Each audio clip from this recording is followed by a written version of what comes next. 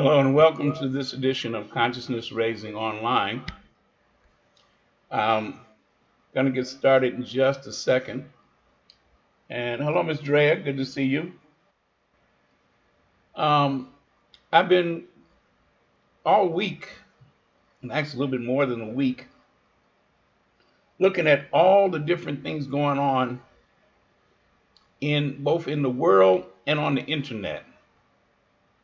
And one of the things that's actually kind of distressing is how much incorrect, misleading, insane stuff is out there. When I say out there, I mean both in real life and on the internet. Because so many people are passing on. Basically, some of it just nonsense. Some of some of it is confusing. And what's happening in terms of the real world and on the internet is there's a lot of confusion and a lot of rumor and made up stuff that's being passed along as fact. And one of the things that's very, very distressing to me is how much that affects us as Black people, because we do tend towards, a lot of times, many of us tend towards an emotional response. And I talked about this a few weeks ago about the difference between thinking and feeling. And we got a lot of that going on. So, what I wanted to do was come up with um, some simple things that any of us and all of us can do to minimize the effect of this virus, because the virus is real. Now, I've seen stuff people saying, well, it's not really a virus, it's really 5G and different things, and it's conspiracy on this. I just touched my face, right? Uh, Conspiracy in terms of this or that. The problem is that it doesn't matter what you believe about where it came from or who caused it or whatever. The fact is, your family and you are in danger.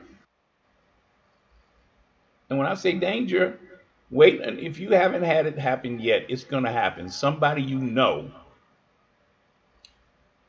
or have worked with, or do work with, or somewhere down the line, somewhere before this is over, some people you know are going to die.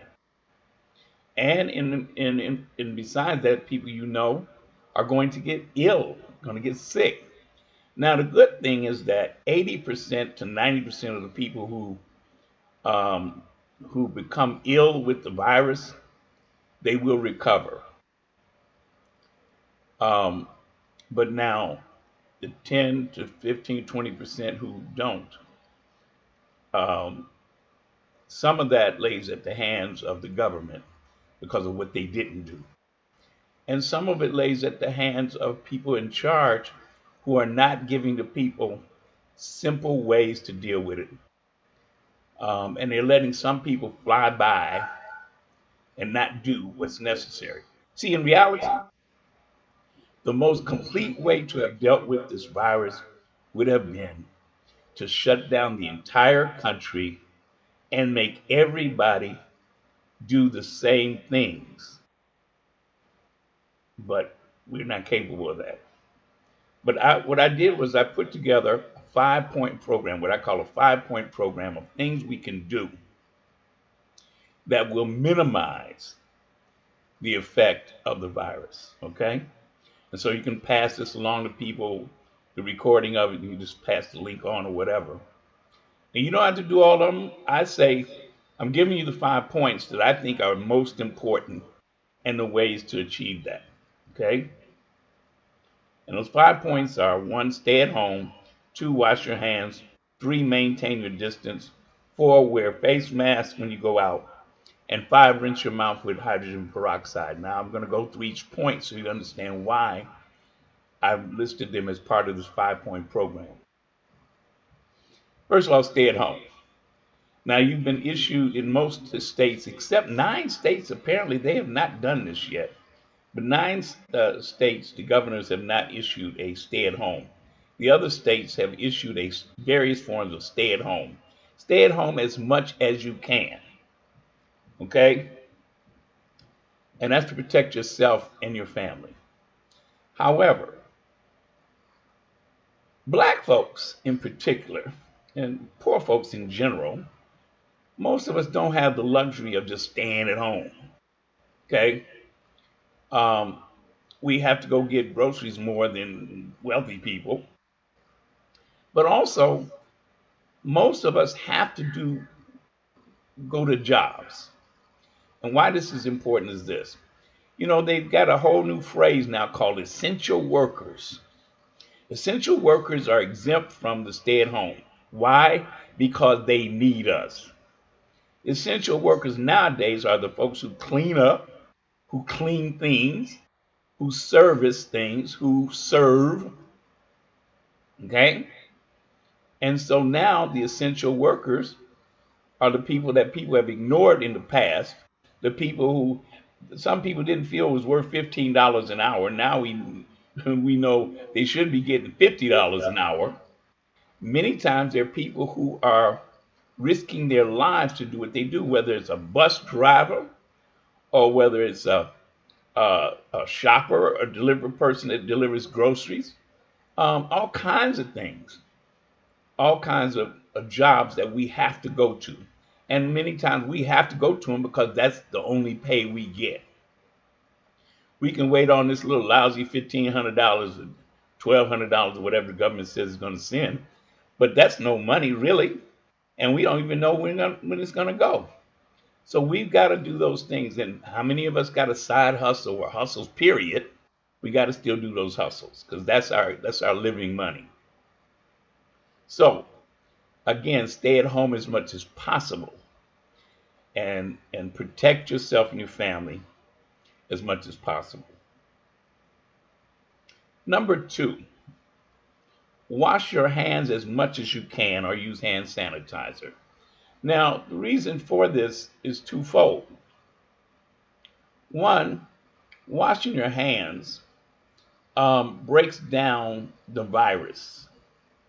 If you touch surfaces that have the virus, washing your hands, that's why they say the 20 seconds in hot water and soap, it breaks down the virus. And understand the virus is not living, it's a dead thing, but it has a protective shell.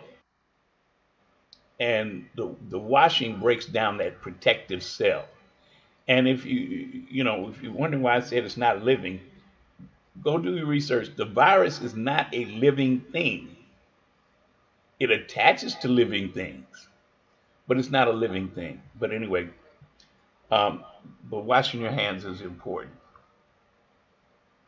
Okay, um, and using the hand sanitizer.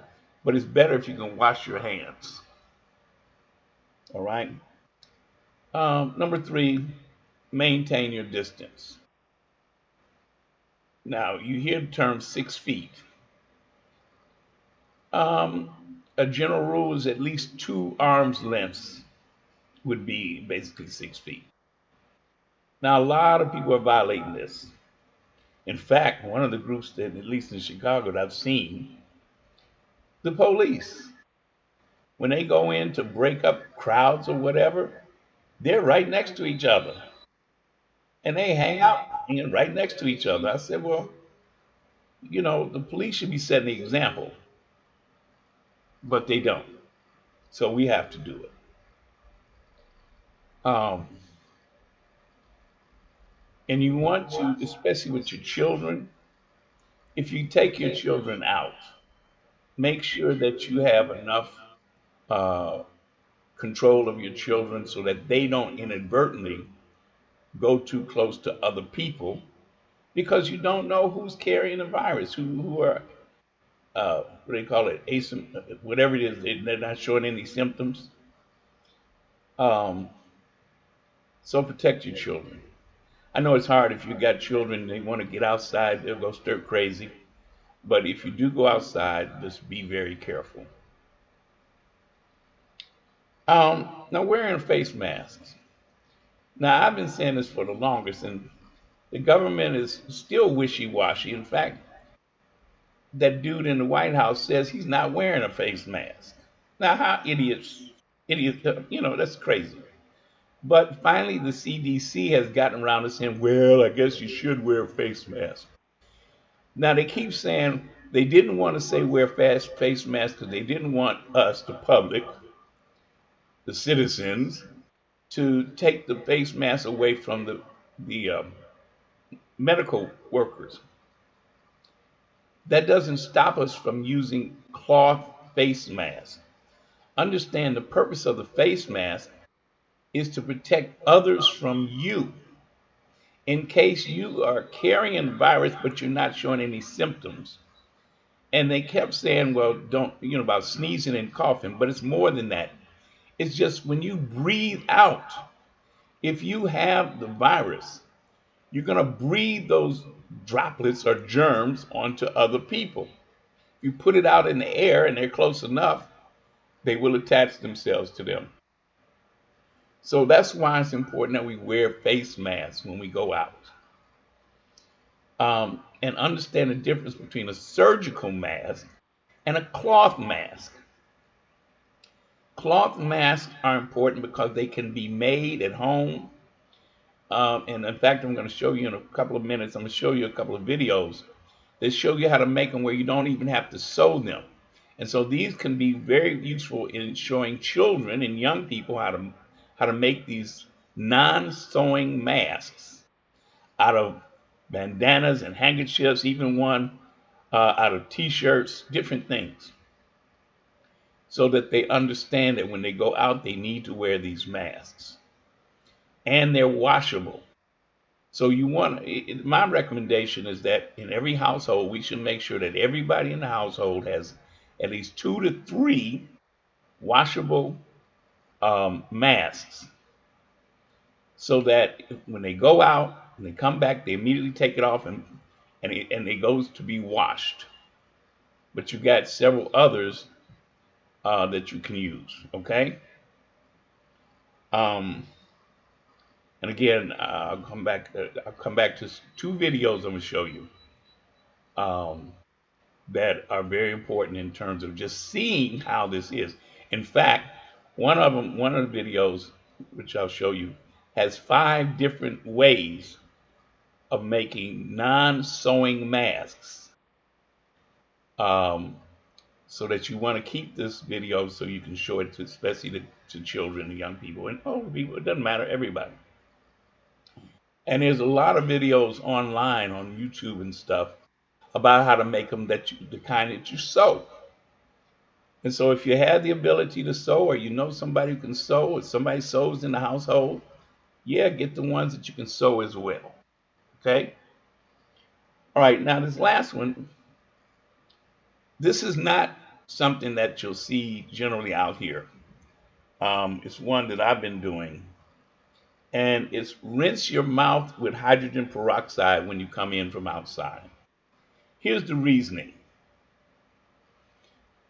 It is generally acknowledged that the virus, that one of the first symptoms is that people feel it in their throat. Okay. Well, peroxide will, when I say rinse the mouth, don't drink it, don't swallow it, okay?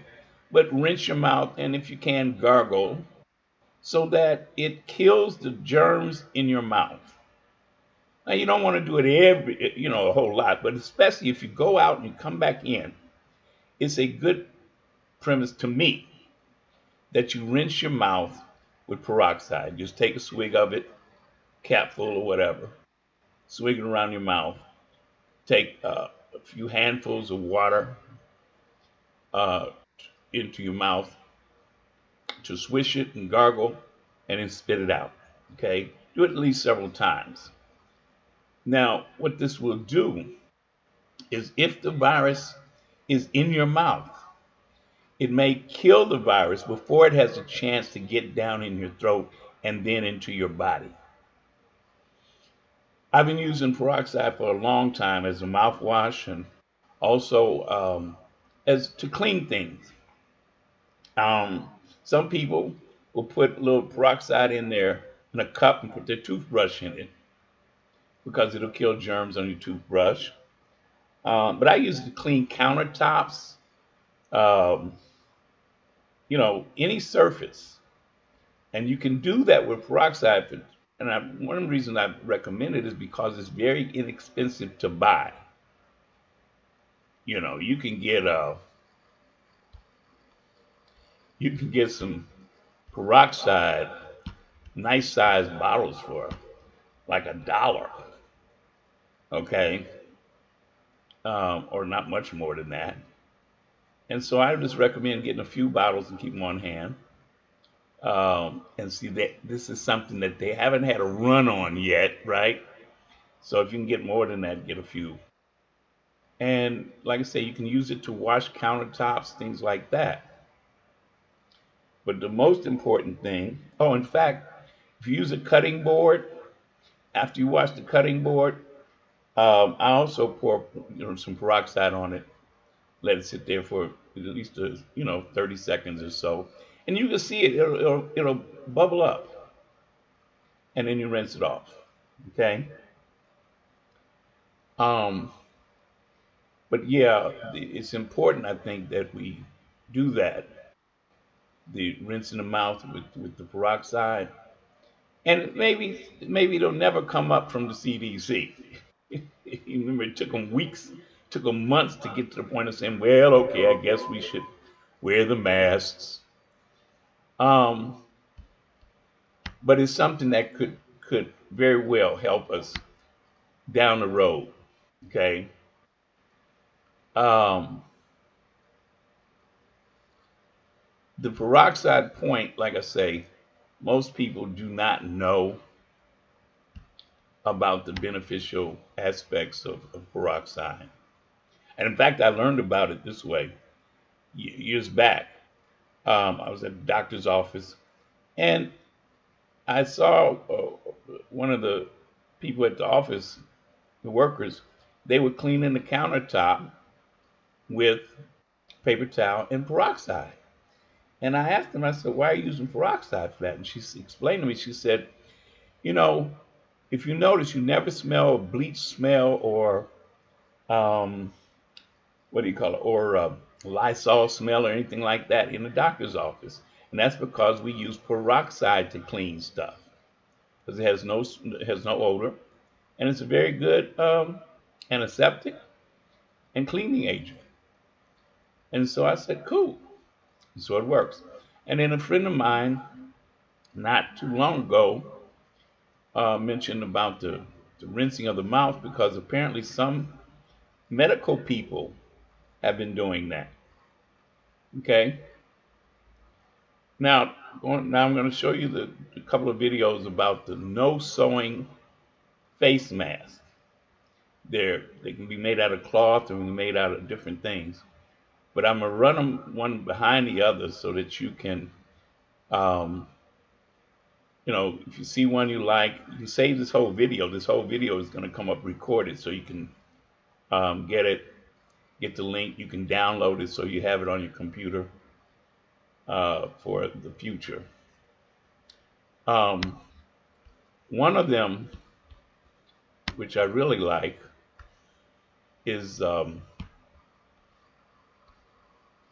this one here, do-it-yourself face mask, and this is a handkerchief. Okay, it's a handkerchief, and you'll see that people in these various videos, they fold them different ways, but they basically still want to get to the same point.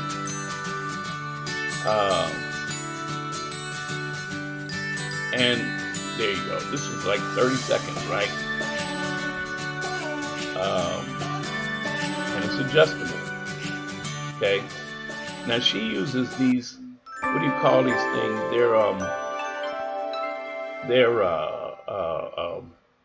They use them for your hair, I guess. I forget. Somebody told me they call Scrunchies or something. You can use rubber bands, but the scrunchies apparently are much better. Now you notice she folds it a different way than the next ones you'll see. Okay. Now I'll let you watch this one again, and then I'm gonna show you another one. And also she folds it into each other, into the other. Okay. All right. And see, that's very practical. No sewing involved. To use the handkerchief. Okay. Now this one I really like. It's like 30 seconds too, right?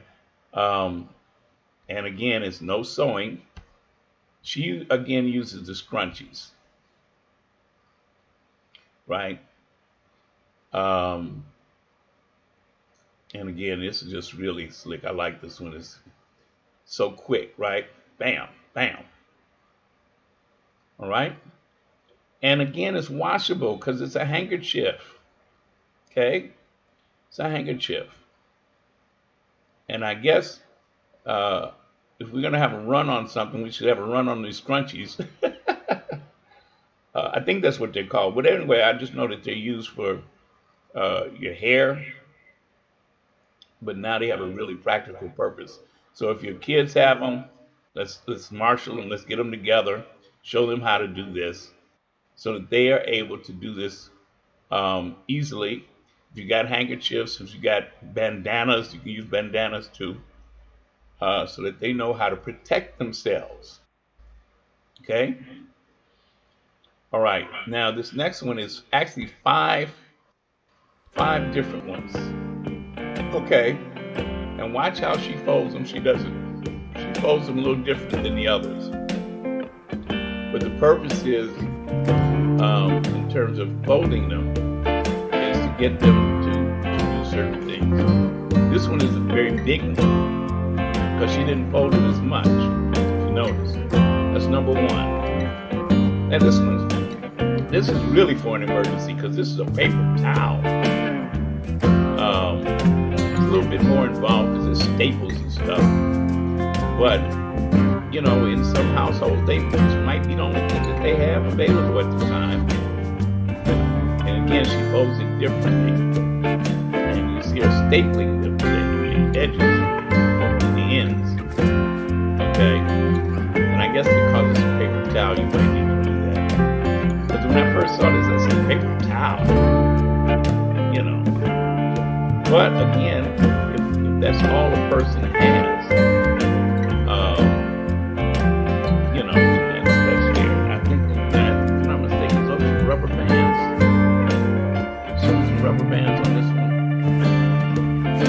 rubber bands, and again, she staples them so they don't come apart.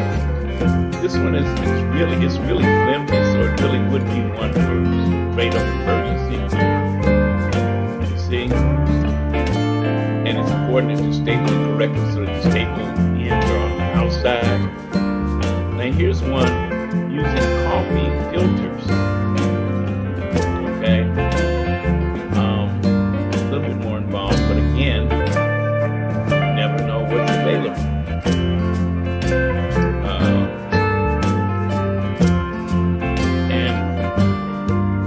And the purpose is to make something that allows you to protect yourself and to protect others. Okay? I don't know what kind of springs those are, but somebody else would probably be able to figure it out better than me. Okay? Again, even though they don't involve sewing, a couple of these will involve a little more work. But again, if you got children, especially people that have children out of school, this is something that you can do with the kids as you know, they're dealing being fun. Now this uses baby wipes. And, you know, I hadn't thought about it. But, again, it's about using materials that people may have in mind. Okay. And this one I like because, as you notice, she's cutting it for a reason. Which you'll see in a minute. If you don't have any rubber bands and don't have any times. Okay? Here's a way you can use them so that you can be protected in any case. That one's good, because it doesn't use any rubber bands sometimes. This one I couldn't quite figure out at first. Apparently it's, I guess, a sleeve from the shoulder, from a sweater or something, a sweatshirt or something. But how it gets on, I'll see if you figure it out. Okay, she just cut the ends up, and then she turns it inside out or whatever, and then she's gonna have it on. You see it, and she'll have it on. Try to figure out how to get it on.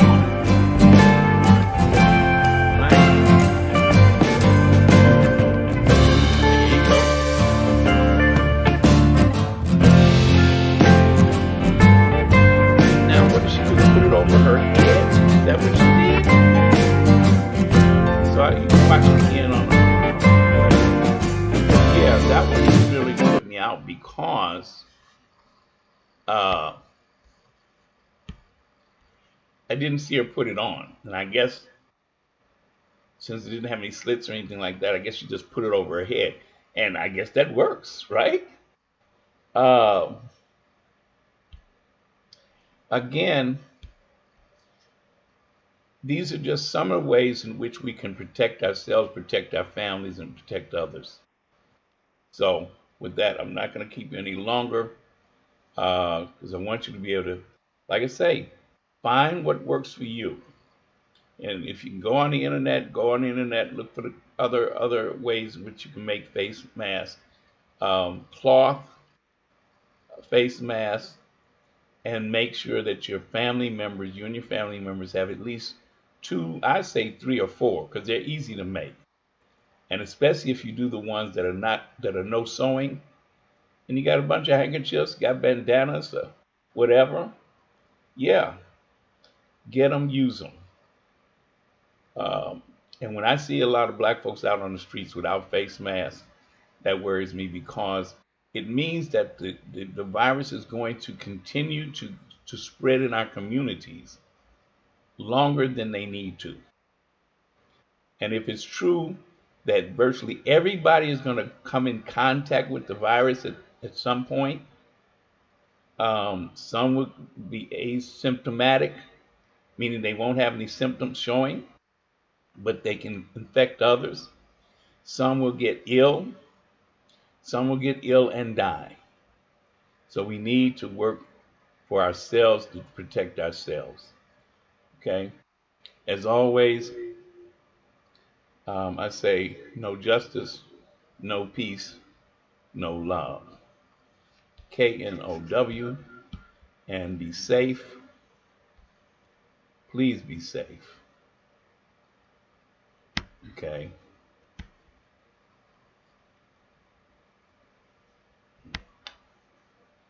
Wow.